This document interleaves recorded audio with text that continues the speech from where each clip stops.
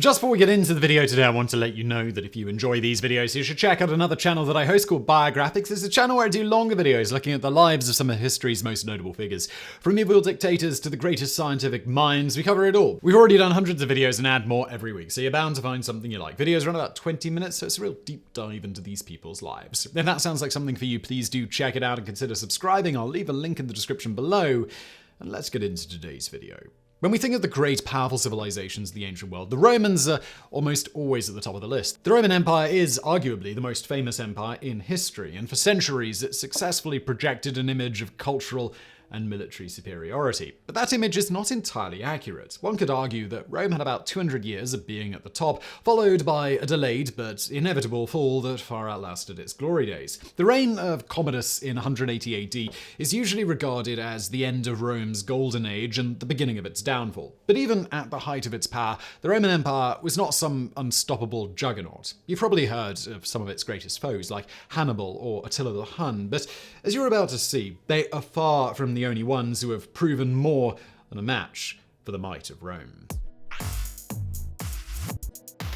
Number 8. The Sassanid. Surely there can be no greater sign of a Roman defeat than having the city of Rome sacked when its enemies so thoroughly demolished their opposition that they were able to march straight into the capital, kill its citizens, burn down its buildings, and plunder its treasures. Rome has been sacked on 4 occasions during ancient times that we know of, and 3 of the 4 came during the last dying breaths of the Western Roman Empire, when it was a mere shell of what it used to be. The first one, however, took place 800 years earlier, in the initial stages of the Roman Republic, before Rome became the dominant power in the region. The ones responsible were the Sassanid, tribe of Gauls originally settled in the basin of the river Seine. They were led by a chieftain named Brennus, who marched on Rome sometime around 390 BC, going by the conventional chronology. They fought the Romans at the Battle of Illio, which resulted in a decisive victory for the Sassanid. Ancient historian Livy blamed the defeat on the Roman tribunes, who did not consider the Gauls a true threat and went to battle unprepared, expecting an easy victory. Instead, the Sassanid crushed them and made their way to the gates of Rome. The Gallic tribe took over the city, occupying most of it except for the Capitoline Hill, which was the best defended area, where also most of the city's treasures had been taken. According to the story, the Sassanid demanded a large ransom of gold to leave Rome, and when the Romans complained that the terms were unjust, Brennus immortalized himself with the phrase "Vae victus," woe to the vanquished. Number 7. Pirus of Epirus. You've probably heard the term Pyrrhic victory before. It refers to a victory where the winning side suffers such great losses that ultimately it wasn't really worth it. But you might not know that the expression comes from a Greek king who went up against the Romans. His name was Pirus, and he ruled over the kingdom of Epirus in the Western Balkans during the early 3rd century BC. Back then, Rome was just a city-state, a powerful one, but Italy was still filled with other kingdoms, including one called Tarentum, which was at war with the Romans. The people of Tarentum asked Pirus for help, and as he had also dreams of building an empire, he accepted, hoping to conquer Rome. Therefore, 280 BC marked the beginning of the Pyrrhic War. Pirus was not only a skilled and experienced commander, but he had war elephants, something the Romans had yet to face. He won his first major victory at the Battle of Heraclea that same year, but still sustained heavy losses. Then came the Battle of Asculum in 279 BC, where Pirus won again, but sustained far more casualties than the Romans. According to Plutarch, Pirus said after this battle that if we are victorious in one more battle with the Romans, we shall be utterly ruined.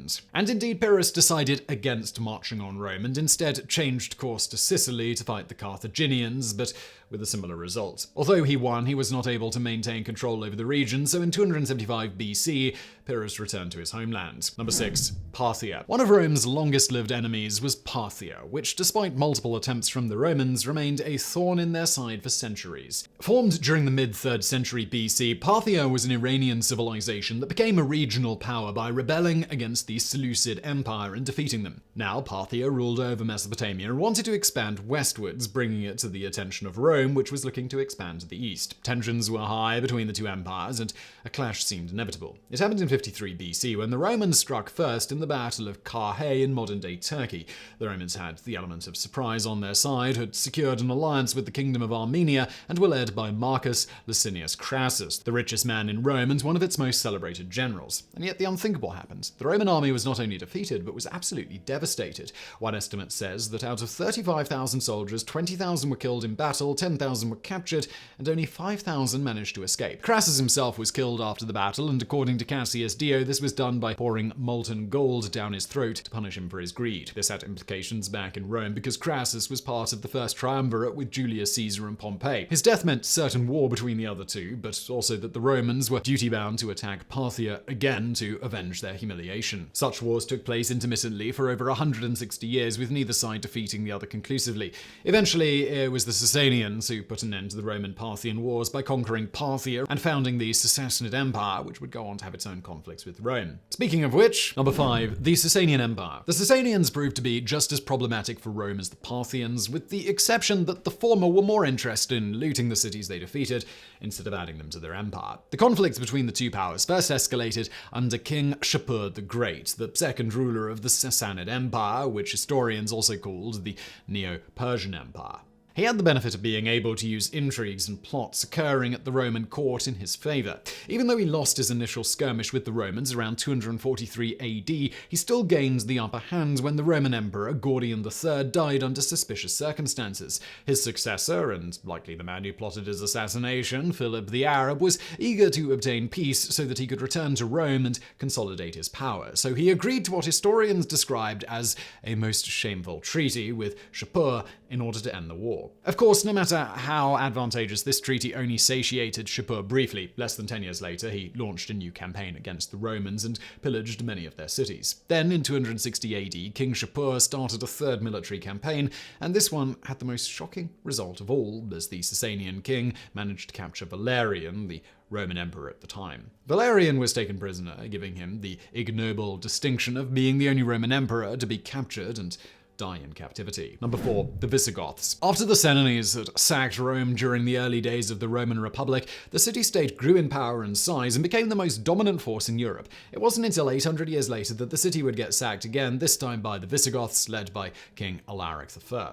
The year was 410 AD, and the glory days of the Roman Empire were long gone. The kingdom had been split into the western and eastern halves, each one having its own capital and emperor. By that point, Rome wasn't even one of the capitals anymore, having been replaced first by Mediolanum, modern-day Milan, and then Ravenna. Even so, it was still considered one of the empire's greatest possessions, the Eternal City, and the idea of it being overrun by barbarians was quite unthinkable. And yet, it happened. Germanic tribes amassing at the borders of the empire had always been a problem, but it became greatly exacerbated over the last few decades as the Western Roman Empire simply did not have the strength anymore to contend with all of them. In fact, the Romans often hired certain Gothic tribes that were willing to fight for them in exchange for land and money. That was what happened with Alaric. During the late 4th century AD, he took his Visigoths and fought for the Roman Emperor Theodosius I against the Franks. But he wasn't happy, as he felt slighted by the little compensation he received, considering how many kinsmen he had sacrificed in battle. Therefore, once Theodosius died in 395 and was replaced by his young and inexperienced son, Honorius, Alaric decided to become an enemy of Rome. In 402 AD, he invaded Italy, but was defeated and pushed back. He waited for the opportune moment when the Romans were busy with other enemies and invaded again in 407. This time, he was more successful and ended up laying siege on Rome. At first, he tried to negotiate a treaty and install a senator named Priscus Attalus as new emperor, but the talks fell through, so on August the 24th, 410 AD, the Visigoths marched into Rome and sacked the Eternal City. Number 3, the Cherokee. The Roman Empire went on for centuries, but during its early years it faced a humiliating defeat so bad that it threatened the existence of the empire itself. It was the Battle of the Teutoburg Forest, although it aptly became known as the Varian Disaster, where 3 legions and their auxiliaries were completely destroyed. The year was 9 AD. Augustus had founded the Roman Empire and was looking to expand it. He was met with great success in many places, in Africa, Hispania, Pannonia, and Dalmatia, but in Germany, he hit a roadblock in the form of the tribes that lived there. The Roman general leading the charge in that region was Publius Quinctilius Varus. He thought that he had an ace in the hole in the form of Arminius, a Germanic prince and son of the chieftain of the Cherokee tribe. He had served in the Roman army, was granted citizenship, and even made a member of the equestrian class. The Romans thought that Arminius would convince some of the friendly Germanic tribes to fight for them against the rest, but he did the opposite. He organized a Germanic revolt against Rome. When he heard of such rumors, Varus refused to believe they were true. He trusted Arminius, and that misplaced trust led to his downfall. While passing through the Teutoburg forest, the Roman army was ambushed by an alliance of Germanic people and were absolutely annihilated. When word reached Augustus of the catastrophic defeat, there was a genuine fear that it would prompt uprisings all across the Roman provinces, which would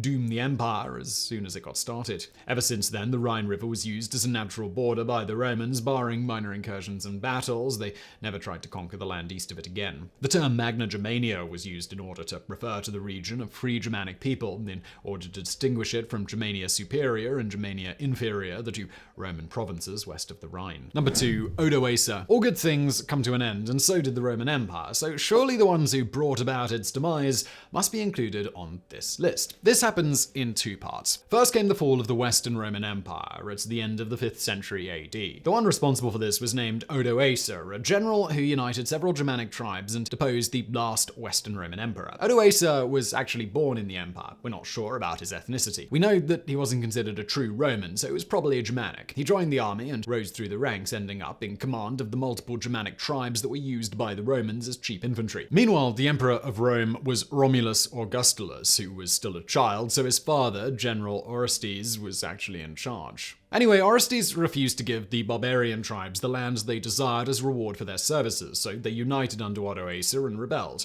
First they captured and executed Orestes, and then in 476 AD they deposed the young emperor following a swift victory at the Battle of Ravenna.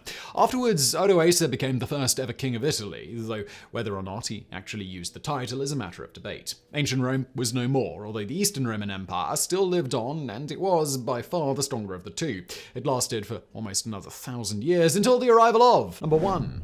The Ottoman Empire. In 1453, Sultan Mehmed the Conqueror waged war on the Eastern Roman Empire, better known today as the Byzantine Empire. For centuries, the weakened Romans needed help from other Western powers to keep the Ottoman threat at bay, but now the Sultan wanted to eliminate them once and for all. He had a much more powerful army, and in April of that year, he arrived at the gates of the Byzantine capital of Constantinople and laid siege. Many had tried in the past to take Constantinople, and they had all failed, but Mehmed had something that the others did not: cannons, and a lot of cannons. He knew that, in this case, it was only a matter of time. After 55 days, on May the 29th, the city fell. Emperor Constantine XI died that day, either in battle or being executed afterwards. He was the last Roman emperor, and with his death came the end of one of the world's mightiest and longest-lived empires. Many historians now consider the fall of Constantinople as a pivotal point in history, one which unofficially marks the end of the Middle Ages and the beginning of the Renaissance. So I really hope you enjoyed today's video. Don't forget to check out the other channel that I mentioned at the top of this video, Biographics. If you like all this Roman stuff, we've covered plenty of Romans on there. There is a link below, and thank you for watching.